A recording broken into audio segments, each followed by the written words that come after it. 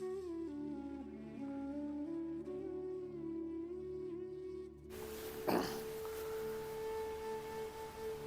morning, Ranjit, a student of Mahatma Chowakokshi and Ma Charlotte Anderson. ഞാൻ yoga പ്രാണവിദ്യയുടെ ട്രെയിനറാണ്, senior ഇൻസ്ട്രക്ടറാണ്. മാത്രമല്ല the inner sciences India trust എന്ന് പറയുന്ന ഒരു വലിയ ഫൗണ്ടേഷൻ്റെ കൊൽക്കത്തയിലാണ് എൻ്റെ ഹെഡ് ക്വാർട്ടർ. അതിൻ്റെ ഭാഗമായിട്ട് പ്രവർത്തിക്കുന്നു. ഞങ്ങൾ ലോകത്തെ എല്ലാ ഭാഗങ്ങളിലും ഞങ്ങൾക്ക് വ്യത്യസ്തമായ സ്ഥലങ്ങളിൽ അതാത് രാജ്യങ്ങളിൽ അതാത് ഫൗണ്ടേഷനുകളും അതിൻ്റെ പ്രസിഡൻറ്റും മാനേജിങ് ട്രസ്റ്റിമാരും ഒക്കെ ഉണ്ട്. ഇവിടെ ഇന്ത്യയിൽ കൊൽക്കത്തയിലാണ്. ഞാനിവിടെ തൃശ്ശൂർ എനിക്കൊരു സെൻറ്ററുണ്ട്. ഞാൻ മുന്നേ വെസ്റ്റ് ഫോർട്ട് ഹോസ്പിറ്റലിലെ തൃശ്ശൂർ ഒരു ഗ്രൂപ്പ് ഓഫ് വലിയ ഹോസ്പിറ്റലുണ്ട്, അവിടുത്തെ ഒരു ഡിപ്പാർട്ട്മെൻറ്റ് ഹെഡായിരുന്നു. ഇപ്പം അല്ല, ഇപ്പോഴും ഞാൻ അവിടെ നിന്ന് റിസൈൻ ചെയ്തിട്ടൊന്നുമില്ല. പക്ഷെ മറിച്ച് ഞാനിപ്പോൾ ക്ലാസ് എടുക്കുന്നതിലേക്ക് ഫോക്കസ്ഡ് ആയപ്പോൾ അവിടെ പേഷ്യൻസിന് സമയം കൊടുക്കാറില്ല. പഠിക്കാനായിട്ട് ഒട്ടനവധി ആളുകൾ ഇന്ന് ഈ കാലഘട്ടത്തിൽ ഇതിനെക്കുറിച്ച് മനസ്സിലാക്കി പഠിക്കാനായിട്ട് ധാരാളം പേര് വരുന്നത് കൊണ്ട് ഹീലിങ്ങിന് ഇരിക്കുക എന്നതിലുപരി ഹീലേഴ്സിനെ സൃഷ്ടിക്കുക എന്നുള്ളതാണ്. എൻ്റെ പല സ്റ്റുഡൻസും മറ്റു പല രാജ്യങ്ങളിലും ഇന്ത്യയിൽ തന്നെ വിദേശത്തു നിന്നൊക്കെ ധാരാളം പേര് വന്ന് ഇവിടെ പഠിച്ചിട്ടുണ്ട്.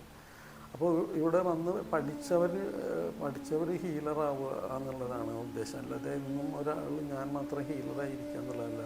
പഠിച്ചവരൊക്കെ എഫിഷ്യൻറ്റ് ഹീലേഴ്സാക്കി മാറ്റുക എന്നുള്ള ഉദ്ദേശത്തോടു കൂടി ഇൻഡിവിജ്വലായിട്ടാണ് ക്ലാസ്സുകളൊക്കെ എടുക്കുന്നത്. ഇങ്ങനെ കൂട്ടമായിട്ട് സെമിനാർ പോലെ ക്ലാസ് എടുക്കാറില്ല. 2, 3, 4 മാക്സിമം 4 പേര് വെച്ചിട്ട് ക്ലാസ് എടുക്കുക. അവർ ഫുള്ളി ഫോക്കസ്ഡ് ആയിരിക്കും. അവർക്ക് ഒരു ദിവസം പഠിപ്പിക്കാവുന്ന അവരുടെ അളവ് നോക്കിയിട്ടേ പഠിപ്പിക്കുള്ളൂ.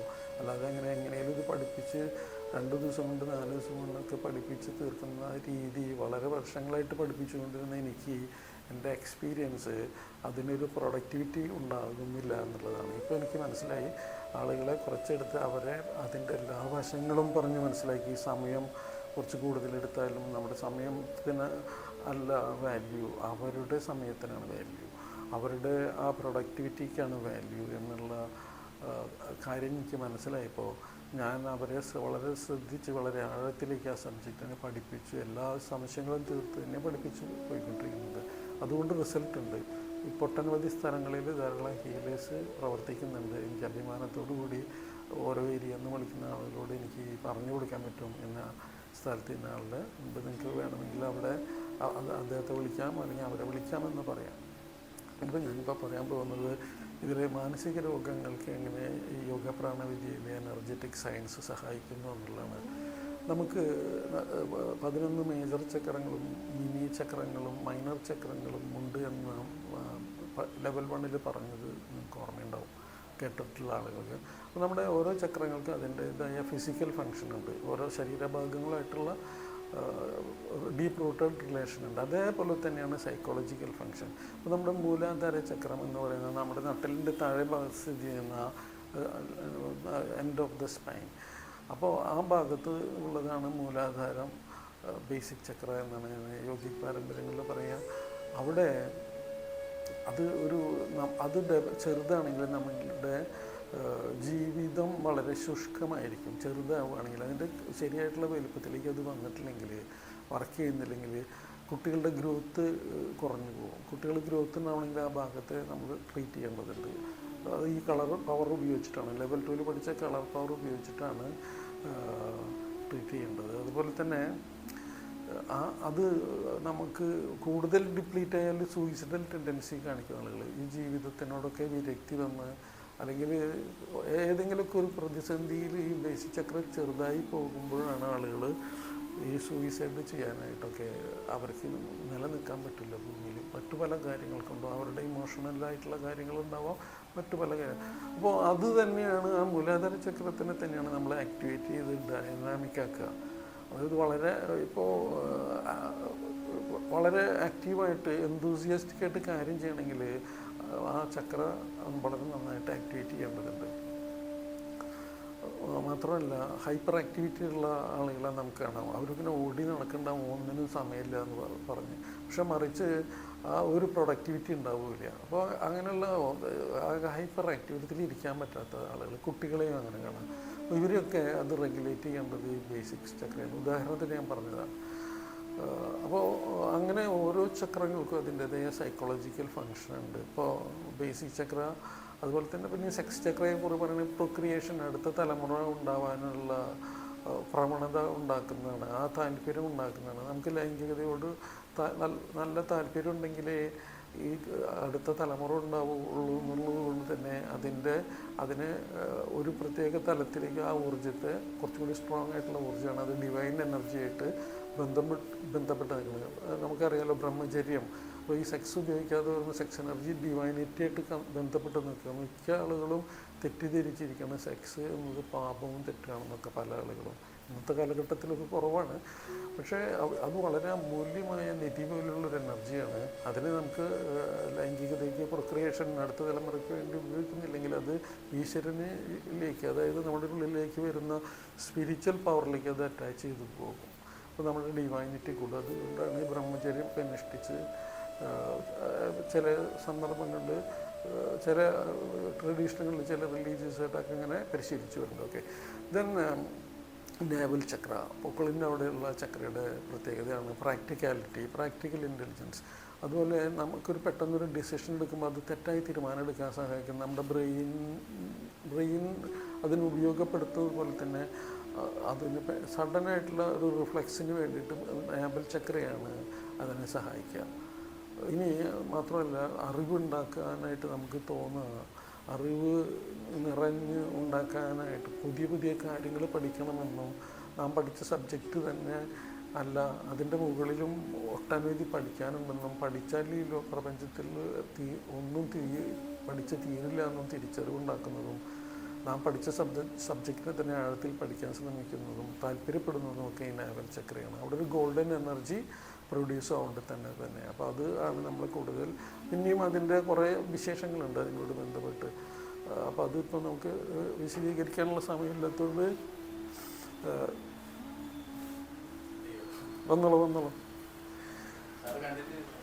അപ്പോൾ ഈ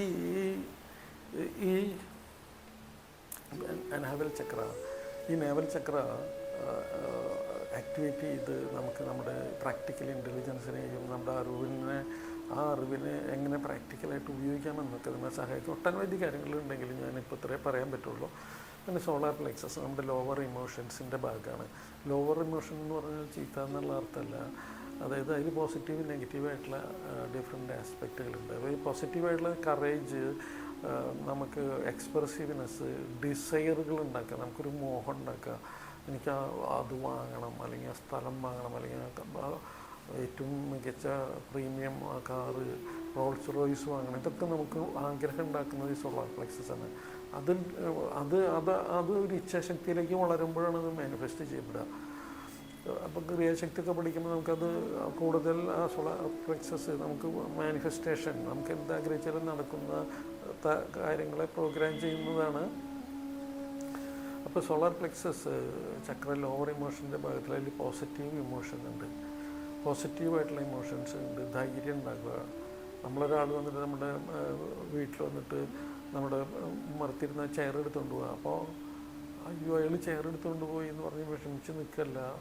അപ്പോൾ നമുക്ക് അതിനൊരു എക്സ്പ്രസ് ചെയ്യാനോ അത് പിടിച്ച് അത് എൻ്റെ വീട്ടിലെ സാധനമാണെന്ന് പറയാൻ പറ്റാത്ത ധൈര്യം വരാണ്ടിരിക്കുന്നത് ഒക്കെ ഈ സോളാർ പ്ലെക്സസിൻ്റെ നെഗറ്റീവ് ഇമോഷൻസാണ്. അതൊരു ധൈര്യമില്ലാത്തേക്ക്. അപ്പോൾ അതവിടെ വയ്ക്കാനായിട്ട് പറയുന്ന ഒരു കറേജ് തരുന്നത് സോളാർ പ്ലെക്സസാണ്. അതുപോലെ തന്നെ നെഗറ്റീവ് ഇമോഷൻസ് ഉണ്ട്. നെഗറ്റീവ് എന്ന് പറഞ്ഞാൽ നമുക്ക് എല്ലാവർക്കും അറിയാവുന്ന വെറുപ്പ്, വിദ്വേഷം, കോപം, മത്സരത, ഇറിറ്റേഷൻ, എങ്കർ, അതുപോലെ തന്നെ fear, different kind of phobias, hallucinations and schizophrenic ആവുക, പാരനോയിഡ് ആവുക, അല്ലെങ്കിൽ ഒബ്സസീവ് കമ്പൾസീവ് ന്യൂറോസിസ് ആവുക, violent and different kind of diseases are there, addiction ഉണ്ടാവുക, അങ്ങനെ അതിനോടൊരു ഡിസയർ ഉണ്ടാവുക, അതിൽ നിന്ന് പിൻവാങ്ങാൻ പറ്റാണ്ട് വരിക. ഇതൊക്കെ ഈ സോളാർ പ്ലെക്സസിൻ്റെ നെഗറ്റീവ് ഇമോഷനാണ്. വെറുപ്പ്, വിദ്വേഷം, കോപം, അലസത, ഇതൊക്കെ അതിൽ ഉള്ളത് തന്നെയാണ്. അസൂയൊക്കെ വളരെ അസൂയ ഉണ്ടാക്കുന്ന ശക്തി, അസൂയയുടെ ശക്തിയൊക്കെ നമ്മൾ ജനിപ്പിക്കുന്നതും അതോട് ഇവിടെ അപ്പോൾ അതിൻ്റെ ഉപഘടകങ്ങളായിട്ട് മറ്റു പലതും ഡെവലപ്പ് ചെയ്യുന്നത് ഈ സോളാർ പ്ലെക്സസ് ആണ്. അപ്പോൾ അവിടെ നമുക്ക് അതിനെ ക്ലെൻസ് ചെയ്ത് അവിടെ നമുക്ക് സൈക്കോതെറാപ്പി ചെയ്യേണ്ടതുണ്ട്. മാനസിക രോഗത്തിന് വേണ്ട ചികിത്സ, അതായത് എന്താണോ അവരുള്ളിൽ ചീത്തയായിട്ട് കയറിയിരിക്കുന്നത്. അതിൻ്റെ നമ്മൾ സിഗ്മണ്ട് ഫ്രോയിഡ് പഠിപ്പിച്ചിട്ടുള്ള ഇന്നത്തെ കാലഘട്ടത്തിലുള്ള ആ സയൻറ്റിഫിക് നെയിമുകൾ പേരുകളൊന്നും നമുക്കറിയേണ്ട ആവശ്യമില്ല. ഇത് ഒരു യോഗിക് സമ്പ്രദായമായതുകൊണ്ട് എന്താണോ അവരെ ബുദ്ധിമുട്ടിക്കുന്നത്, എന്താണോ അവർക്ക് പ്രകടമായി കാണുന്നത്, എന്താണോ അവരുടെ അസ്വസ്ഥതയ്ക്ക് കാരണം, അത് ഏത് ചക്രയിലാണ് അത് ബന്ധപ്പെട്ട് കിടക്കുന്നത്, അതൊക്കെ നമുക്ക് കണ്ടുപിടിക്കാനായിട്ട് സാധിക്കും ഒരു ഹീലർക്ക്. അത് കണ്ടുപിടിച്ച് കഴിഞ്ഞാൽ നമുക്കതിനെ വളരെ സിമ്പിളായിട്ട് ക്ലീൻ ചെയ്ത് അവിടെ ശുദ്ധമായ നെഗറ്റീവ് ഊർജ്ജങ്ങളെ കളഞ്ഞ് രോഗാതുരമായ മാനസികമായി സൈക്കോട്ടിക്കായിട്ടുള്ള മാനസിക വിഭ്രാന്തി ഉണ്ടാക്കുന്ന, മാനസിക പ്രശ്നങ്ങൾ ഉണ്ടാക്കുന്ന ചീത്ത ഊർജ്ജങ്ങളെ അവിടെ നിന്ന് ഡിസിൻറ്റിഗ്രേറ്റ് ചെയ്യുക, വിഘടിപ്പിച്ച് കളയാനുള്ള പ്രത്യേക നിറങ്ങൾ. ഈ നിറങ്ങൾ പഠിക്കുമ്പോൾ അതിൽ വളരെ സവിശേഷമായ ചില നിറങ്ങളെ പഠിക്കും, വളരെ അത്ഭുത ശക്തിയുള്ള നിറങ്ങൾ. ആ നിറങ്ങളെ നമ്മൾ സ്വാംശീകരിച്ചെടുത്ത് നമുക്ക് അതിനെ റിപ്പയർ ചെയ്ത് സോളാർ പ്ലെക്സസിലാണ് നമുക്ക് എല്ലാ രോഗങ്ങൾക്കും കാരണങ്ങളുണ്ടാകുന്നത്. കാരണം നമ്മുടെ ഇമോഷനായിട്ട് ബന്ധപ്പെട്ടതാണ് വൈകാരിക തലത്തിലുള്ള രോഗങ്ങളും മാനസിക തലത്തിലുള്ള രോഗങ്ങൾ എന്ന് പറയുന്നില്ല. വൈകാരിക തലത്തിൽ മാനസികമായിട്ടെന്ന് പറയുമ്പോൾ നമ്മൾ മെൻ്റൽ, ഇൻ്റലക്ച്വൽ, ഹയർ കോൺഷ്യസ്നെസ് ഒക്കെയാണ്. അപ്പോൾ നമുക്ക് രോഗങ്ങൾ ഉണ്ടാകുന്നതിന് ലോവർ ഇമോഷൻ്റെ നെഗറ്റീവ് ആസ്പെക്റ്റ് ആയിട്ടുള്ള അവിടെ സോളാർ പ്ലെക്സസിക്ക് വൈകല്യം ഉണ്ടാകുമ്പോഴാണ് നമുക്കങ്ങനെ പ്രശ്നങ്ങളുണ്ടാകുന്നത്. അതുപോലെ തന്നെ ഹാർട്ട് ചക്ര എന്ന് പറയുമ്പോൾ അനാഹത ചക്ര, അത് ഹാർട്ട് ചക്രയുടെ പ്രത്യേകത ഹയർ ഇമോഷനാണ്. സ്നേഹവും കാരുണ്യവും മറ്റുള്ളവർ ക്ഷമിക്കാനൊക്കെയുള്ള കഴിവ് തരിക എന്നുള്ളതാണ്. ഒട്ടനവധി കാര്യങ്ങളുണ്ട്, നമുക്കത് പിന്നെ ഡിസ്കസ് ചെയ്യാം. പിന്നെ ക്രൗണാണ്, നമ്മുടെ ശിരസിൻ്റെ മുകളിൽ സ്ഥിതി ചെയ്യുന്ന ക്രൗൺ എനർജി സെൻ്ററാണ്. അത് വളരെ മികച്ചതായിട്ട് വർക്ക് ചെയ്യുമ്പോഴാണ് നമ്മളിൽ ഈശ്വരീയമായ ഭാവം പ്രകടമാവുക. അത് കൊണ്ട് തന്നെ നമ്മൾ ആ ചാർജ്, ആ എനർജി, ആ കറണ്ട് നമ്മളിലേക്ക് ഒരു ട്രാൻസ്ഫോമറിൽ നിന്നും കണക്റ്റ് ചെയ്യപ്പെട്ട്, ഗുരുവിൽ നിന്നും കണക്റ്റ് ചെയ്യപ്പെട്ട് നമ്മിലേക്ക് അത് എത്തുമ്പോൾ അതിന് നമുക്ക് ഈശ്വരീയമായ പ്രഭ നമ്മിൽ നിറയുകയും നാം ചെയ്യുന്ന കാര്യങ്ങൾക്കൊക്കെ വളരെ മികച്ചതായിട്ടുള്ള തലത്തിലേക്ക് എത്താനും സാധിക്കുന്നു. വിശദമായിട്ട് ക്ലാസ്സിൽ ഇതിൽ ചില നിഗൂഢ ശാസ്ത്രങ്ങളായതുകൊണ്ട് അല്ലാതെ നമുക്ക് പബ്ലിക് പ്ലാറ്റ്ഫോമിൽ പറയാൻ പറ്റാത്തത് കൊണ്ട് തന്നെയാണ്. കാരണം പറയുന്നതുകൊണ്ട് വിരോധം ഉണ്ടായിട്ടല്ല, മറിച്ച് അത് സീക്രട്ടായിട്ട് വയ്ക്കുന്നതല്ല, മറിച്ച് ഇത് ദുരുപയോഗം ചെയ്യപ്പെട്ടാൽ ഓപ്പോസിറ്റായിട്ട് വർക്ക് ചെയ്യാൻ പാടില്ലല്ലോ എനർജി. അതുകൊണ്ട് നമുക്ക് എല്ലാവരും ഇതൊക്കെ ഒന്ന് പഠിക്കാൻ ആഗ്രഹിക്കുക. ജീവിതത്തിൽ അവനവൻ്റെ പ്രതിസന്ധികൾ തീർക്കുന്നതും അവരുടെ ചുറ്റുപാടുകളിലുള്ള ആളുകളെ പ്രതിസന്ധി തീർക്കുന്നതിനും വേണ്ടി ഇത് ഉപയോഗിക്കാമെന്നുള്ളതാണ്. മാത്രമല്ല നമുക്കൊരു പബ്ലിക്കായിട്ടൊരു പ്രൊഫഷണൽ ഹീലറാവുന്നതിനും തെറ്റൊന്നുമില്ല. ഇപ്പോൾ ലോകത്ത് നമ്മുടെ ഇന്ത്യയിൽ അതുപോലെ കേരളത്തിലൊക്കെയാണ് ഇത് ഏറ്റവും കുറഞ്ഞതായിട്ട് പരിശീലനം. മറ്റുള്ള രാജ്യങ്ങളിലൊക്കെ പല സ്ഥലങ്ങളിലും ഇത് വളരെ അമൂല്യമായ ഒരു ടീച്ചിങ് ആയിട്ട് സ്വീകരിച്ച് പരിശീലിക്കുന്നവരും ഒക്കെയാണ്. നമ്മുടെ നാട്ടിൽ ഇതിന് അത്ര സ്വീകാര്യതയൊന്നും വന്നിട്ടില്ല. കാരണം അത് നേരിട്ട് കാണുന്നില്ലല്ലോ. നേരിട്ട് കാണാത്ത കാര്യം എങ്ങനെയാണ് എനർജി കാണാൻ പറ്റില്ലല്ലോ. ഇവിടെ നമ്മൾ ക്ലാസ്സിൽ നിന്ന് ചെറിയ രീതിയിലൊക്കെ നമുക്ക് എനർജി കാണാനായിട്ട് സാധിക്കും, പരിശീലനം കൊണ്ട് കൂടുതലായിട്ട് സാധിക്കും. പിന്നെ എനർജി എന്ന് പറയുന്നത് നമുക്ക് ഇനി മെക്കാനിക്കൽ എനർജിയാണ് നമ്മുടെ ജീവിതത്തിൽ ഉപയോഗിക്കുന്നത്. അപ്പോൾ ഒരു പവർ പ്ലാന്റിൽ നിന്ന് കറണ്ട് വരുമ്പോൾ അതൊരു കോയിലിൽ കടന്നു പോകുന്നത് നമുക്ക് കാണാൻ പറ്റുന്നില്ലല്ലോ. അതേപോലെ തന്നെ ഈ ഡിവൈൻ എനർജി ലെയർ ഉണ്ട്, ആ ഒരു പ്ലാറ്റ്ഫോമിൽ നിന്ന് അത് വരുന്നുണ്ട്. ഭൂമിയിൽ നിന്നുള്ള എനർജി ഉണ്ട്, അത് ആ പ്ലാറ്റ്ഫോമിൽ നിന്ന് വരുന്നുണ്ട്. ബയോപ്ലാസ്മിക് നമുക്കറിയാമല്ലോ, ഇലക്ട്രോണിക് തരംഗങ്ങൾ നമ്മുടെ ഫോണിലേക്കും ടി വിയിലേക്കും ഒക്കെ സിഗ്നൽസായിട്ട് വരുന്നത് ഇലക്ട്രോണിക് തരംഗങ്ങളാക്കിയിട്ടാണല്ലോ ഇമേജസൊക്കെ വരുന്നത്. അതേപോലെ തന്നെ ഇതൊക്കെ സാധാരണ കാര്യമല്ലേ എന്ന് ചിന്തിക്കുമ്പോൾ ലോകത്തുള്ള എല്ലാ കാര്യങ്ങളും സാധാരണ കാര്യങ്ങൾ തന്നെയാണ്. ദൈവിക ശാസ്ത്രവും അല്ലെങ്കിൽ ഹീലിംഗ് സമ്പ്രദായങ്ങളൊക്കെ സാധാരണ കാര്യങ്ങൾ തന്നെയാണ്. പക്ഷെ മറിച്ച് അതിനെ മനസ്സിലാക്കി വരുമ്പോൾ വളരെ ഇഫക്റ്റീവ്ലി നമ്മുടെ ജീവിതത്തിനെ മികച്ചതാക്കാനായിട്ട് സാധിക്കും. എല്ലാവർക്കും അതിനുള്ള താല്പര്യവും ഗുരുക്കന്മാരുടെ അനുഗ്രഹവും അത് പഠിക്കാനുള്ള അവസരവും ഉണ്ടാക്കട്ടെ.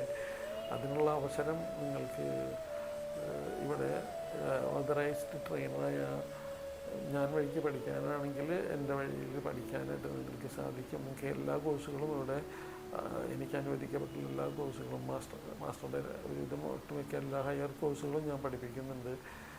പിന്നെ യോഗ പ്രാണവിദ്യ വളരെ പ്യൂരിറ്റിയോടുകൂടി തന്നെ ഓരോരുത്തരുടെ ഇഷ്ടത്തിനനുസരിച്ച് ഓരോന്ന് പഠിപ്പിക്കുന്ന രീതികളിലല്ല. ട്രെയിനേഴ്സൊക്കെ വളരെ പ്യൂരിറ്റിയോടുകൂടി ടീച്ചിങ്ങിൽ നിന്നുകൊണ്ട് തന്നെ പഠിപ്പിക്കുക. അല്ലാതെ നമ്മൾ മറ്റു പല സ്ഥലങ്ങളിൽ നിന്നും സോഷ്യൽ മീഡിയകളിൽ നിന്നും കിട്ടിയതെടുത്ത് ചേർത്ത് പഠിപ്പിക്കുന്ന സമ്പ്രദായമില്ല. അങ്ങനെ അത് പഠിപ്പിച്ച് കൃത്യമായി ആ സിലബസ് കംപ്ലീറ്റ് ചെയ്ത് പഠിപ്പിച്ചതിന് ശേഷമാണ് സർട്ടിഫിക്കറ്റ് ഇഷ്യൂ ചെയ്യുക. ഒന്നും അനധികൃതമായിട്ട് പറയില്ല, ഒന്നും എക്സ്ട്രാ പറയില്ല എന്ന് പറഞ്ഞാൽ ഈ നമ്മുടെ അറിവുകൾ നമ്മൾ അവിടെ നിന്ന് ഇവിടെ നിന്ന് സ്വീകരിച്ച അറിവുകൾ നാം സ്വാംശീകരിച്ച് അവിടെ ക്ലാസ്സിൽ പറയില്ല. സബ്ജക്റ്റായിട്ട് ബന്ധപ്പെട്ട് എത്ര ഡീറ്റെയിൽഡ് ആയിട്ടായാലും ക്ലാസ്സുകളിൽ നിന്ന് റിവീൽ ചെയ്യപ്പെടും. അപ്പോൾ എല്ലാവർക്കും സ്നേഹോഷ്മളമായ സ്വാഗതം. എൻ്റെ ഗുരുക്കന്മാരോടും എൻ്റെ ഗുരുപത്നിയോടും ഗുരുവിനോടും ഗുരുപത്നിയോടും എൻ്റെ സ്നേഹാദരങ്ങൾ അർപ്പിച്ചുകൊണ്ട് സർവേശ്വരനോടും എൻ്റെ നന്ദി അറിയിച്ചുകൊണ്ട് ഞാൻ അടുത്ത വീഡിയോയിലേക്ക് വരാം. ലെവൽ 4 കുറിച്ച് പറയാം. നമസ്തേ. Thank U.